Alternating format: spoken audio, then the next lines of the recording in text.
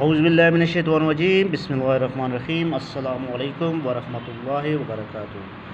Dear students, آپ کو نور school and college Mansehra کے گوگل کلاس روم میں خوش آمدید کہتے ہیں۔ اسٹوڈنٹ جغرافیہ جماعت ہفتہ، آج ہم نیو چیپٹر شروع کرنے جا رہے ہیں۔ نیو چیپٹر کو شروع کرنے سے پہلے گزشتہ لیکچر سے ریلیٹڈ کچھ اہم سوالات میں آپ کے ذہن نشین کرنا چاہتا ہوں۔ آئی تھنک آپ کو اس کے آنسر اچھے سے آتے ہوں گے۔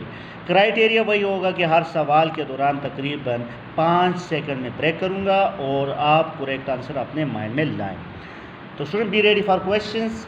سوال نمبر 1، اسٹوڈنٹس، کرۂ ہوائی میں کتنے فیصد آکسیجن پایا جاتا ہے؟ کرۂ ہوائی میں کتنے % آکسیجن پایا جاتا ہے؟ آئی تھنک آپ کے مائنڈ میں کریکٹ آنسر آیا ہوگا کہ کرۂ ہوائی میں تقریباً 21% یعنی 21% آکسیجن پایا جاتا ہے، اور سب سے زیادہ پائے جانے والا گیس ہے نائٹروجن۔ کون سا؟ نائٹروجن۔ سوال نمبر 2 اسٹوڈنٹ سے، کرۂ ہوائی میں سب سے زیادہ کون سی گیس پائی جاتی ہے؟ سب سے زیادہ ہم نے کرۂ ہوائی میں کتنے فیصد آکسیجن کی بات کی کہ آکسیجن کتنے % پایا جاتا ہے۔ آکسیجن ہماری زندگی کے لیے کافی اہمیت کا حامل ہے۔ اب دوسرے پہ کرۂ ہوائی میں سب سے زیادہ کون سی گیس پائی جاتی ہے؟ تو یہ اس کا کریکٹ آنسر ہے نائٹروجن۔ نائٹروجن تقریباً 78% پایا جاتا ہے۔ جس طرح آکسیجن 21% پائی جاتی ہے، تو اسی طرح نائٹروجن تقریباً 78% پایا جاتا ہے۔ تو مین کہ کرۂ ہوا میں سب سے زیادہ پائے جانے والا گیس ہے نائٹروجن، ٹھیک ہے، جو 78%۔ اگلا سوال ہے اسٹوڈنٹ کہ پودے کس کی موجودگی میں، یعنی پودے کس کی موجودگی میں اپنا خوراک تیار کرتی ہے؟ کس چیز کی موجودگی میں؟ تو اس کا کریکٹ آنسر ہے کاربن ڈائی آکسائڈ کی موجودگی میں۔ کاربن ڈائی آکسائڈ گیس کی موجودگی میں پودے اپنا خوراک تیار کرتی ہے، ٹھیک ہے۔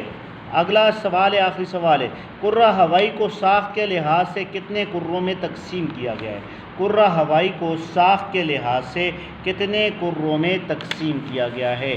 اس کا کریکٹ آنسر ہے 4، یعنی کرۂ ایٹماسفیئر کو ہم سب سے پہلے اسٹریٹوسفیئر، ٹروپوسفیئر، میزوسفیئر، ایکزوسفیئر، یہ 4 سفیئر ہے جس کو ہم کرۂ ہوائی کو تقسیم کرتے ہیں۔ تو اسی کو لے کر اسٹوڈنٹ آگے لیکچر کی طرف جا رہے ہیں۔ اگلا لیکچر بھی ہمارے درجہ حرارت والا ہی ہے، ٹھیک ہے، اور ایٹماسفیئر کے بارے میں ہی ہے۔ تو آپ لوگ اپنی کتابیں کھولیں، جو بھی نیو ٹرمینالوجی ہے تو اس کو آپ انڈر لائن کر کے کامنٹس میں مجھ سے پوچھ سکتے ہیں۔ تو student be ready for lecture. Student آج کا لیکچر ہے یعنی چیپٹر نمبر 4 میں کرۂ ہوائی کا درجہ حرارت۔ اب کرۂ ہوائی کا درجہ حرارت ہے تو درجہ حرارت کو کیسے ناپا جاتا ہے؟ درجہ حرارت کو معلوم کرنے کے لیے کون کون سے آلے استعمال ہوتے ہیں؟ تو آج کے لیکچر میں یہ چیزیں ہم ڈسکس کرنے جا رہے ہیں۔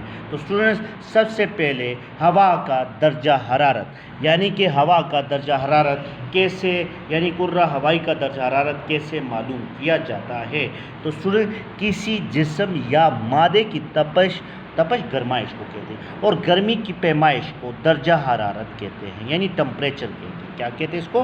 ٹمپریچر کہتے ہیں۔ ونس اگین، یعنی درجہ حرارت کسے کہتے ہیں؟ کسی جسم یا مادہ، یعنی کسی بھی شے، مادہ یعنی میٹر، یعنی کہ جو چیز وزن رکھے، جگہ گھیرے، اسے مادہ کہتے ہیں۔ مین کہ کسی جسم یا مادے کی تپش اور گرمی کی پیمائش کو درجہ حرارت یعنی ٹمپریچر کہتے ہیں۔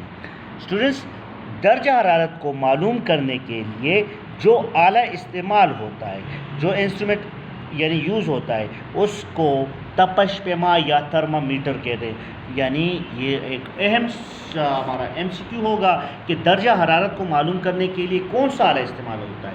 اب ہم کہہ سکتے ہیں درجہ حرارت کو معلوم کرنے کے لیے جو آلہ استعمال ہوتا ہے اس کو تپش پیما یا تھرمامیٹر کہتے ہیں۔ کیا کہتے ہیں؟ تپش پیما یا تھرمامیٹر کہتے ہیں۔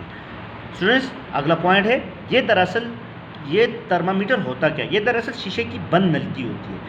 کیا ہوتی ہے؟ شیشے کی بند نلکی ہوتی ہے، جس کے نچلے حصے میں پارا ہوتا ہے۔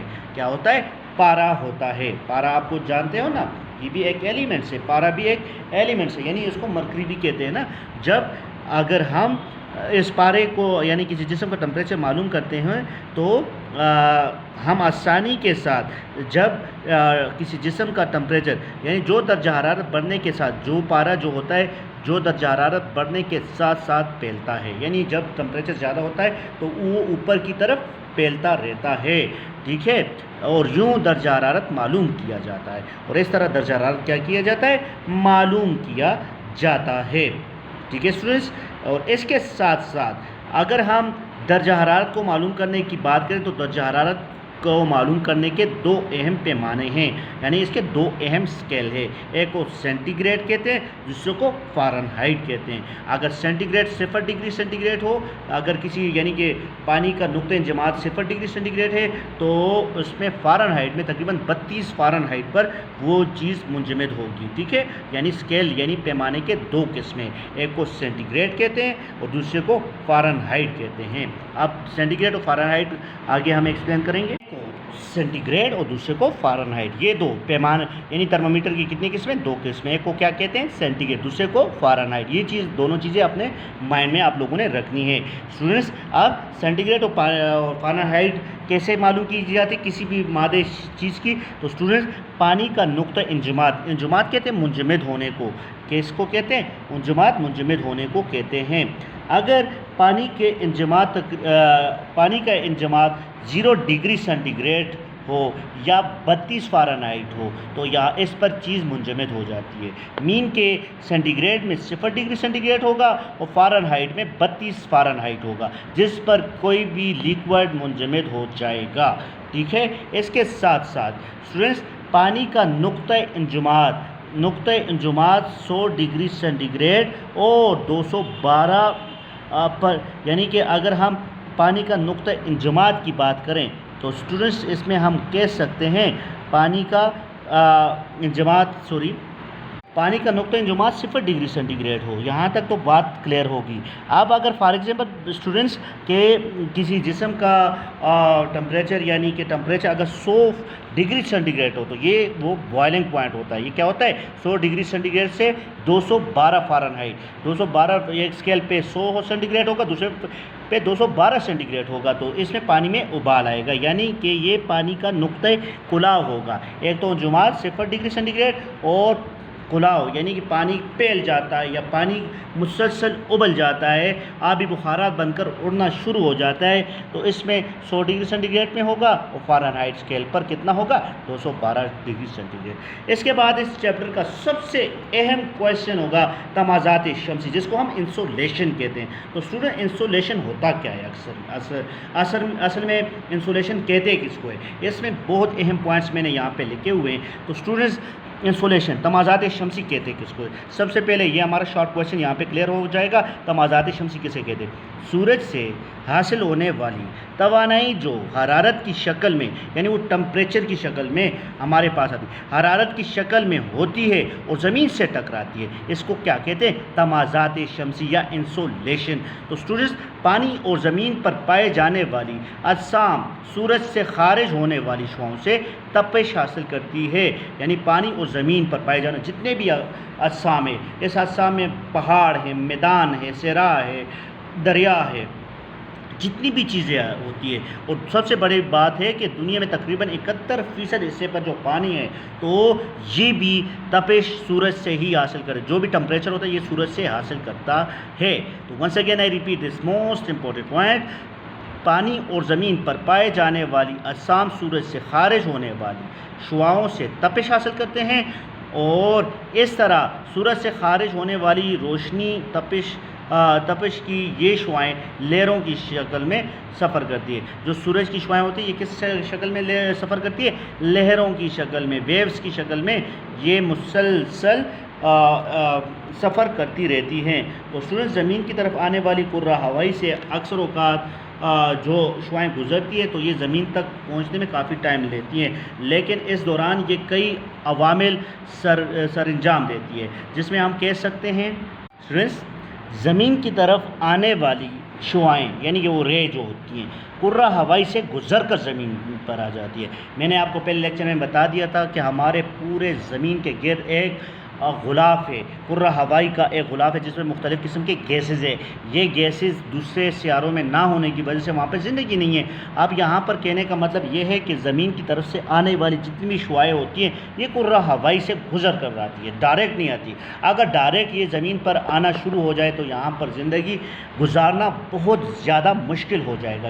مین کہ یہاں پہ کافی زیادہ دوسرے پلانٹ یعنی مارس کی طرح یہاں پر بھی ٹمپریچر تقریباً 100 ڈگری سینٹی گریڈ یا 150 150 ڈگری سینٹی گریڈ ٹمپریچر ہوگا تو لازمی بات ہے یہاں پہ زندگی اویلیبل نہیں ہوگی۔ تو مین کے جو سورج کی شعاعیں ہوتی ہیں یہ کرہ ہوائی سے فلٹر ہو کر آتی ہے۔ اب یہاں پر میں نے لکھا یہ شعاعیں کچھ بادلوں کچھ کرہ ہوائی میں موجود خاکی ذرات یعنی ڈسٹ پارٹیکل سے منعکس واپس ہو جاتی ہے۔ اس کا جتنا بھی ٹمپریچر ہوتا ہے ٹمپریچر اور شعاعیں بھی واپس ہو جاتی ہے، اسٹوڈنٹ واپس ہو کر خلا میں واپس لوٹ جاتی ہے، جو اسپیس میں واپس چلی جاتی ہے۔ اگر یہ ڈائریکٹلی ساری زمین پر آ جائے تو یہاں پر زندگی گزارنا امپاسبل ہو جائے گا۔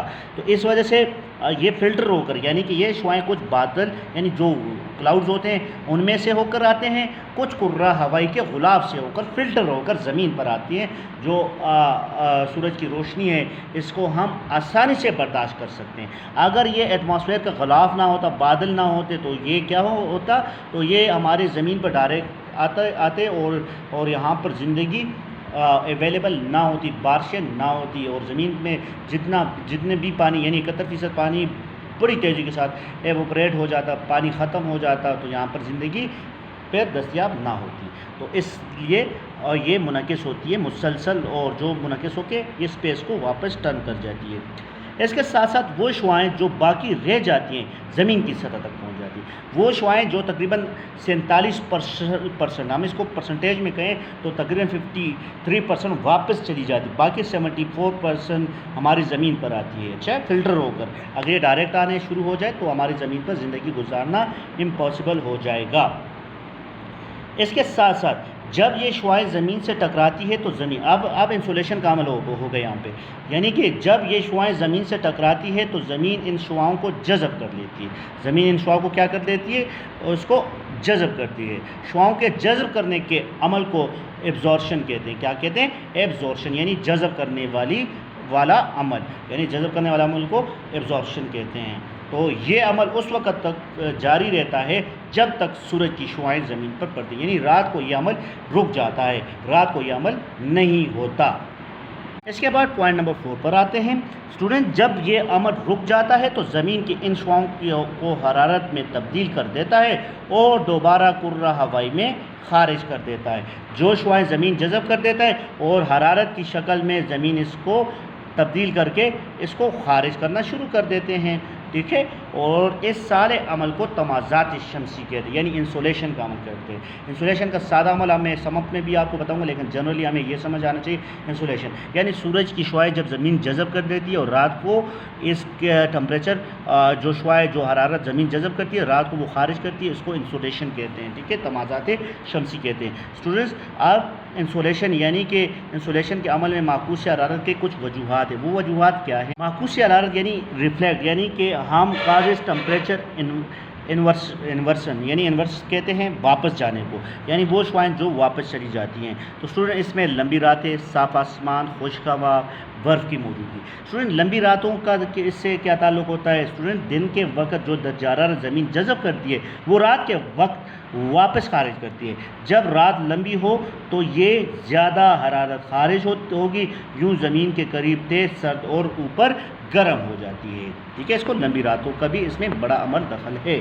اس کے ساتھ ساتھ صاف آسمان، کلیئر اسکائی کی بات کریں تو فضا کی بات کریں، جب فضا صاف ہو تو زمین سے زیادہ حرارت خارج ہوتی ہے اور یوں معکوس حرارت کے مواقع زیادہ ہوتے ہیں، یعنی سورج کی واپس ریفلیکٹ ہونے کے جو چانسز ہوتے ہیں کافی زیادہ ہو جاتی ہے۔ خشک ہواؤں کی بات کریں تو اسٹوڈنٹ جب فضا میں آبی بخارات موجود ہو تو وہ زمین اور سورج سے خارج ہونے والی حرارت جذب کرتی ہے تو معکوس حرارت کے مواقع کم ہوتے ہیں، لیکن جب ہوا خشک ہو تو معکوس حرارت کے مواقع بھی زیادہ ہوتے ہیں۔ اس کے بعد برف کی موجودگی، تو اسٹوڈنٹ برف کی موجودگی کی بات کریں تو برف کی موجودگی، وہ علاقے جو برف سے ڈھکے ہوتے ہیں وہاں برف کی وجہ سے زمین قریب ہو تو سرد اور زمین دور ہو تو گرم ہو جاتی ہے، تو یہ برف کی موجودگی ہے۔ تو اسٹوڈنٹ یہ تو معکوس حرارت کے بارے میں نے بتا دیا۔ I think and I hope آپ کو آج کے لیکچر کی سمجھ اچھی سے آئی ہوگی۔ اسٹوڈنٹس آپ اس لیکچر کا سارا نچوڑ یعنی سمپ کیا تھا کہ اسٹوڈنٹ یہ کہہ سکتے ہیں سورج سے حاصل ہونے والی توانائی جو حرارت کی شکل میں ہوتی ہے اور زمین سے ٹکراتی ہے اسے تمازات شمسی کہتے ہیں یا کہلاتی ہے۔ نمبر 2، سورج کی غیر موجودگی میں میں حرارت کرہ ہوائی کا حصہ بن جاتی ہے۔ جب سورج کی غیر موجودگی ہو تو حرارت کرہ ہوائی میں کا حصہ ہی رہتی ہے۔ شعاعوں نے یعنی جو رے ہوتی ہے، شعاعوں نے جذب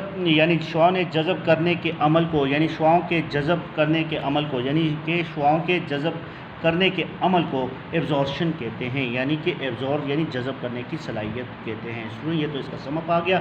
آج کا ہوم ورک آپ کے لیے یہ ہے۔ اسٹوڈنٹ آپ کا ہوم ورک یہ ہے کہ لیکچر کے جتنے بھی پوائنٹ میں نے آپ کے سامنے ڈسکس کیے تو آپ لوگوں نے خوبصورت کر کے اسائنمنٹ شیٹس پر لکھ کر اس کے ہوم ورک مجھے سینڈ کرنے ہیں۔ Thank you very much. اللہ نگہبان، خدا حافظ۔